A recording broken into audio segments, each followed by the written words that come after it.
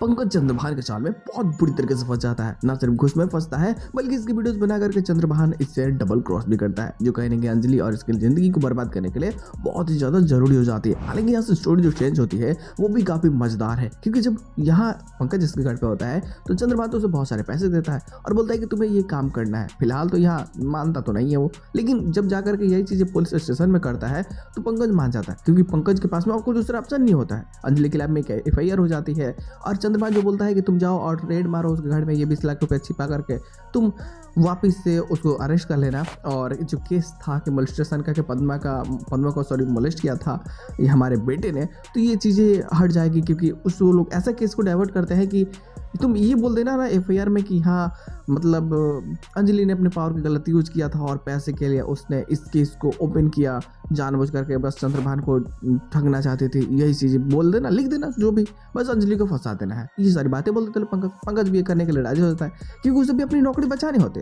लेकिन चंद्रभान यहाँ double cross करता है, वो इसकी वीडियोज भी बना लेता है ताकि आगे दिखा कर 20 लाख रुपये फिर ले लिए और पंकज को अपना गुलाम बना ले। खैर पंकज तो इसके साल में फंस जाता है। और ये वही सारी चीज़ें जहाँ अंजलि राघव घर पे गई होती है पूछने के लिए कि पद्मा है कहाँ पे, बताओ तुम। सब तो लोग बोलते हैं पद्मा तो पता नहीं भाई हमें कहाँ है ना, तुम इससे जिसने बोला है ना वो झूठ बोल रहा है। तो इसे लगता है कि नहीं कल ही झूठ क्यों बोलेंगे, लेकिन भाई सबको तो पता है कि कल ही झूठ बोल रही है। लेकिन यहाँ अंजलि को भरोसा नहीं होता कि नहीं कल ही तो बहुत अच्छी लड़की है, वो झूठ क्यों बोलेगी, वो तो इतनी मासूम है।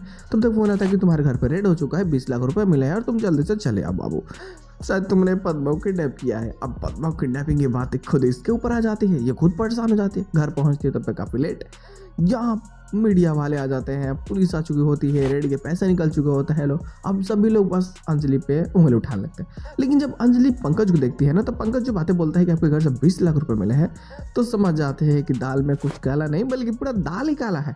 पंकज जिसपे ये इतना ज़्यादा ट्रस्ट कर रही थी, सोचो जरा, एक लंबा अरसा उसके साथ बिताया इसने, केसेस को लड़ते लड़ते आज वही इसे धोखा दे देता है। क्या बोलते हैं कि मैं तुम्हारे मुंह पर थूकती हूँ, तुमने हमें धोखा दिया है, सबसे अच्छे दोस्त है तुम मेरे। बट वो बोलता है कि मैडम आपके घर से पैसे मिले हैं तो आपको तो चलना पड़ेगा ना, हमारे साथ में जेल में चलो।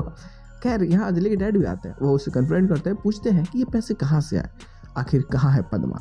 तो बोलती है कि पद्मा मुझे पता नहीं कहाँ पे।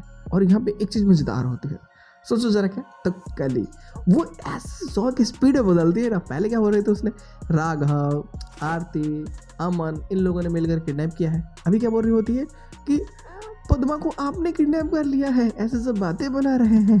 तो सोचना चाहिए कि बेवकूफ़ तू झूठ क्यों बोली थी बाद में, पहले कि तुमने अपने आंखों से देखा था कि हाँ मार्केट से भाई वो लोग किडनैप कर लिए हैं। अभी तुम बोल रही हो तो सख्त होना चाहिए ना इस पर। बट अंजलि यहाँ ये बातें सोचती ही नहीं है कि अरे ये सारी चीज़ें भी तो सोचने लगे ना, कल ही यानी झूठ बोल रहे थे मुझसे, बात कुछ और है और सच्चाई क्या है ये कल ही बताएगी, क्योंकि बातें कल ही घुमा रही होती है। और वैसे भी सच्चाई तो यही है कि भाई कल ही ने ही युवराज से बोल करके ये सब किडनैपिंग करवाया है, क्योंकि युवराज किडनैप करना चाहता था, उसने कल ही उसकी मदद मांगी और कल ही ने बस मदद की है। बट यहाँ अब कहीं ना कहीं अंजलि की ही स्थिति और ज़्यादा खराब हो जाती है, क्योंकि भाई जो घूस लेने का आरोप लग जाता है तो इसके बाद में इसकी जो वकालत की डिग्री होती है उसे कैंसिल कर दिया जाता है। लाइसेंस कैंसिल हो जाने के बाद में अंजलि ना कोर्ट में जा सकती है ना कुछ, बल्कि इसके द्वारा जो केसेस शुरू किए गए थे वो केसेस भी खत्म कर दिया जाता है। तो अब चंद्रभान के एक तीर से बहुत सारे निशाने लग जाते हैं ना। अब युवराज के ऊपर में कोई केस होता है मोलेस्टेशन का तो आराम से रख सकता है अपने घर में महक को।